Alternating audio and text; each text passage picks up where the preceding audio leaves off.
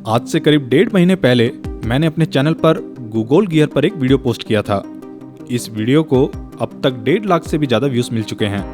I know 1.5 lakh views कुछ खास ज़्यादा नहीं है, बट मेरे इस छोटे चैनल के लिए इतना व्यूज़ मिलना मैं इसे काफ़ी ज़्यादा समझता हूँ।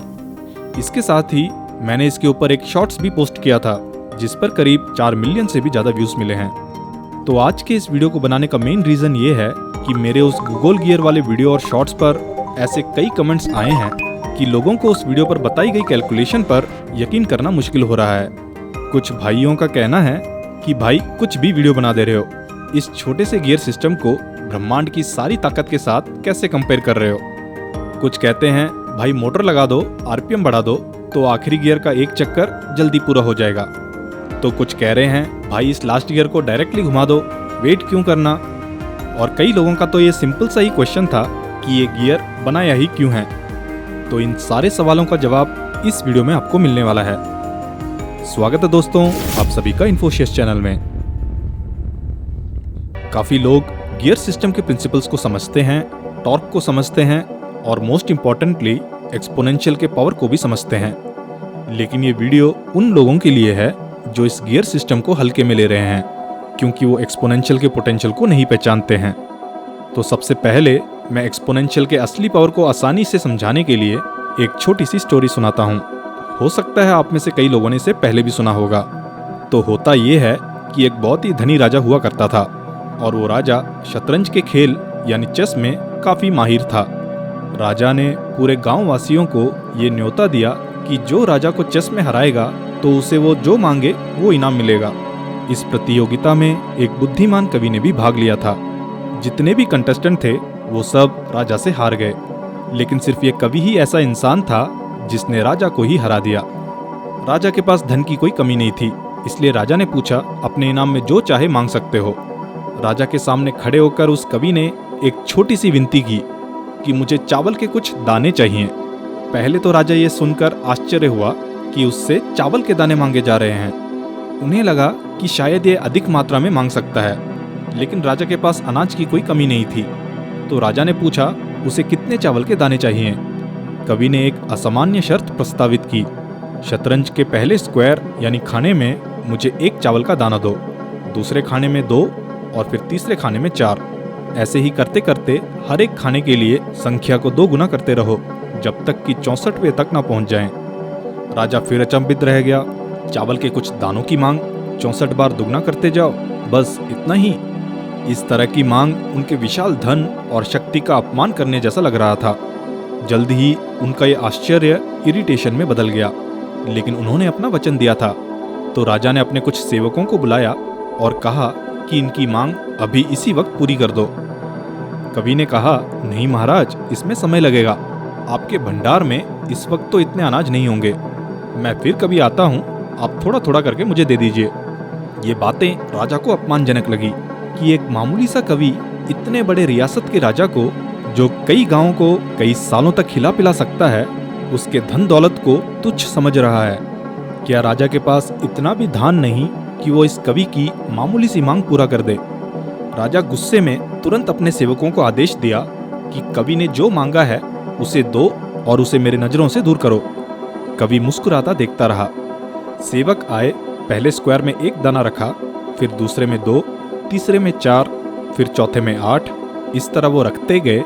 ऐसे चलते चलते 10वें में 512। जब 20वें खाने में चावल रखने की बारी आई तो उन्हें 5,24,288 चावल के दाने रखने पड़े। आधे हिस्से तक आते आते 32वें खाने में चावल के दानों की गिनती बढ़कर 214,74,83,648 हो गई। जल्द ही गिनती अरबों खरबों में बढ़ गई। राजा हैरान हुआ जब इस कवि के अनुरोध की विशालता सामने आ गई। ये संख्या इतनी ज्यादा और इतनी विशाल थी कि ये राजा की संपत्ति और राज्य के संसाधनों से भी कई गुना ज्यादा थी। टोटल दानों की संख्या निकली 18 क्विंटिलियन 446 क्वाड्रिलियन 744 ट्रिलियन दाने। क्या आप समझ पा रहे हो कि ये कितना है? इसका अंदाजा लगाने के लिए थोड़ा और आसान तरीके से समझाता हूँ। एक चावल का दाना ऑन एन एवरेज 30 मिलीग्राम का होता है। इस कैलकुलेशन के हिसाब से ये बैठता है 553 ट्रिलियन 402 बिलियन किलोग्राम चावल। स्टैटिस्टिक्स बताता है कि दुनिया भर में rice production 776 million metric ton है। ये डेटा 2022 की है। तो इस हिसाब से 553 ट्रिलियन 402 बिलियन किलोग्राम चावल के उत्पादन के लिए 700 साल से भी ज्यादा समय लग जाएगा। राजा हैरान रह गया, उसका अभिमान डगमगा गया, उसका अहंकार चकनाचूर हो गया। उसने कवि की बुद्धिमत्ता को कम करके आंका था, उसे एक साधारण अनुरोध समझ लिया था। तो ये है एक्सपोनेंशियल का असली पावर। इसी प्रकार अगर मैं बात करूं गूगल गियर की, तो इसमें 100 गियर्स हैं। सभी गियर्स आपस में 10:1 के गियर रेशियो में काम करती हैं। इसमें पहले गियर को 10 बार घूमना पड़ता है, तब जाकर दूसरे गियर का एक चक्कर पूरा होता है। इसी तरह जब दूसरा गियर 10 चक्कर लगाता है, तब जाकर तीसरे गियर का एक चक्कर पूरा होता है। इसका मतलब है कि पहले गियर को 100 बार घूमना पड़ेगा। यदि ये पैटर्न जारी रहता है तो आखिरी गियर को एक चक्कर पूरा करने के लिए पहले गियर को 10⁻100 टाइम्स बार घूमना पड़ेगा। वीडियो में बढ़ने से पहले I would like to give credit to the original creator of this gear, Daniel de Bruin. अब लोगों के डाउट्स को क्लियर करते हैं। कुछ ने कहा कि मोटर्स लगा दो, तो मैं आपको बता दूं कि ये ऑलरेडी मोटर से ही कनेक्टेड है और इसे एक पूरा चक्कर लगाने में लगभग 3.5 सेकंड लगते हैं। And according to its diameter ये लगभग 17 आरपीएम में चलती है। नोट करना कि मैंने यहाँ पे गियर के डायमीटर के बेस पे आरपीएम निकाला है, ना कि इस पे लगे मोटर शाफ्ट पे। अब आते हैं सबसे ज़्यादा पूछे गए प्रश्न पर। अगर इसकी आरपीएम बढ़ा दें तो फिर क्यों इतना वेट करना। जैसा कि मैंने पिछले वीडियो में बताया कि इसके पहले गियर को एक फुल रोटेशन में करीब 3.5 सेकंड लगते हैं, और इस हिसाब से अगर इस मशीन को बिग बैंग के दौरान शुरू किया होता तो अब तक सिर्फ 18वें गियर को ही घूमते हुए देख पाते। तो कई लोगों का कहना है कि इसकी आरपीएम बढ़ा दो, तो चलिए ऐसा भी करके देख लेते हैं। लेट से इसकी आरपीएम 10,000 कर देते हैं। चलो छोड़ो, 1 लाख कर देते हैं। ध्यान दें, यहाँ मैं शाफ्ट की नहीं बल्कि इस पूरे गियर की रोटेशन की बात कर रहा हूँ। ये अचीव करना काफ़ी मुश्किल है, बट स्टिल कैलकुलेशन के लिए हम 100,000 आरपीएम यानी 1 लाख आरपीएम ले लेते हैं और वापस से आते हैं अपने एक्सेल शीट पर।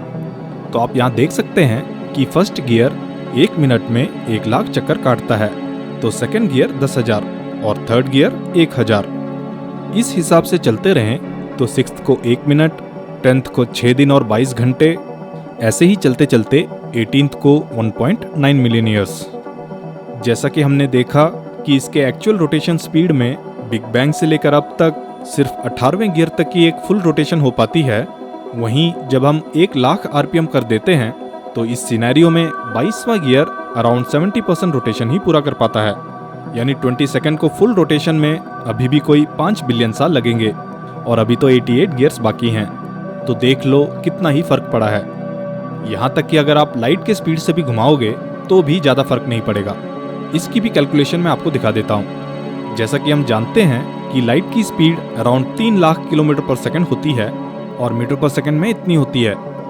इस गियर का रेडियस अराउंड 4 इंच है, तो इस कैलकुलेशन के हिसाब से इसका आरपीएम कुछ इतना बनता है, लगभग 28 बिलियन।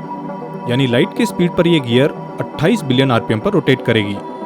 इस कैलकुलेशन के हिसाब से रिडक्शन करते करते 12th गियर लगभग 4 मिनट का समय लेगा एक रोटेशन पूरा करने में, और आप देख सकते हो 18th गियर को लगभग 7 साल लग जाएंगे और आप अपने जीवन काल में 19th गियर को ही एक पूरा चक्कर लगाते हुए देख पाएंगे, जबकि 20वें में 698 ईयर्स लग जाएंगे और बिग बैंग से अब तक 27th गियर 2 पूरा चक्कर लगा लेगा। लाइट के स्पीड से भी देखा जाए तो अभी भी 73 गियर्स बाकी हैं। तो आई होप अब आप इस गियर की पोटेंशियल को समझ गए होंगे। अगर ब्रह्मांड की सारी ऊर्जा को यूज किया जाए तो भी ये अपने आखिरी गियर का एक चक्कर पूरा नहीं कर पाएगा। इस स्टेटमेंट को सुनते ही हमें ये लगता है कि ब्रह्मांड की सारी ऊर्जा या ताकत को एक साथ इस गियर को घुमाने में लगा देना, मगर इसका एक्चुअल मीनिंग ये है कि ये गियर इतनी देर तक चलेगी, कुछ 69 सेक्सविजिंटिलियन ईयर्स यानी 69 × 10⁻81 ईयर्स, तो इसे उतनी देर तक पावर देना होगा। तो उस टोटल एनर्जी को कैलकुलेट करेंगे तो उस कैलकुलेशन के हिसाब से ये ब्रह्मांड की सारी ऊर्जा का इस्तेमाल कर देगा। और बात करें लास्ट गियर को घुमाने की, तो इसे घुमाने में इतना टॉर्क लगेगा कि इसे घुमाना इम्पॉसिबल है। और आखिरी सवाल कि इस गियर को बनाया ही क्यों है, तो ये एक माइंड बेंडिंग आर्ट पीस है, या फिर कहूँ ये एक एजुकेशनल टूल है जो गूगल नंबर की विशालता को दर्शाता है, जो हमें समय और पावर ऑफ एक्सपोनेंशियल के बारे में सोचने के लिए प्रेरित करता है। सो फ्रेंड्स, आई होप आपको ये वीडियो पसंद आया होगा। ऐसे ही वीडियोस के लिए इन्फोसियस चैनल को सब्सक्राइब करें और हमारे साथ जुड़े रहें। मिलते हैं आपसे अगले वीडियो में। अपना कीमती समय देने के लिए धन्यवाद।